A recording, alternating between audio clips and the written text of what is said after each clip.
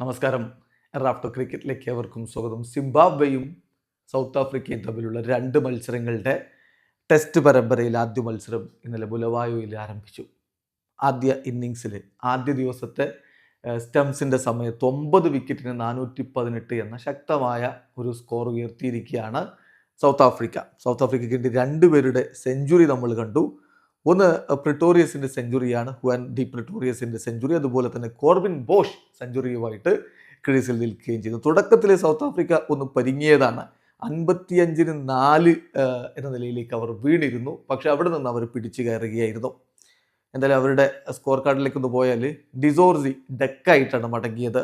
ബ്രീസ്കെ ആണെങ്കിൽ 13 റൺസ് അടിച്ചുള്ളൂ. Wiaan Mulder 17 runs, Bedingham duck. ഇങ്ങനെ വീണു പോയതാണ് അവരുടെ ടീം. പക്ഷെ അവിടെ നിന്ന് രക്ഷപ്പെടുത്തിയെടുത്തു.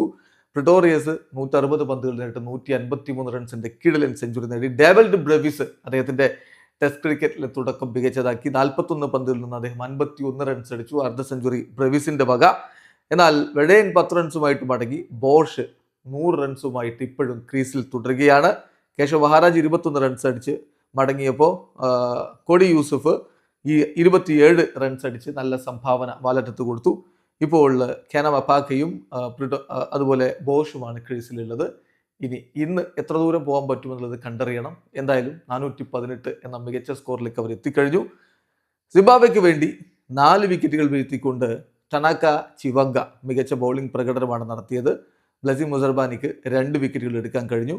മസാഗഡ്സ 1 വിക്കറ്റ് എടുത്തപ്പോൾ മസ്കീസ 1 വിക്കറ്റ് നേടുകയുണ്ടായി. എന്തായാലും മികച്ച ഒരു തുടക്കമാണ് സൗത്ത് ആഫ്രിക്ക ഇപ്പോൾ നേടിയെടുത്തിരിക്കുന്നത്. വീഡിയോ അവസാനിക്കുന്ന ക്രിക്കറ്റ് ലോകത്തെ കൂടുതൽ വിശേഷങ്ങളുമായി റാഫ്റ്റോക്സ് എത്താം.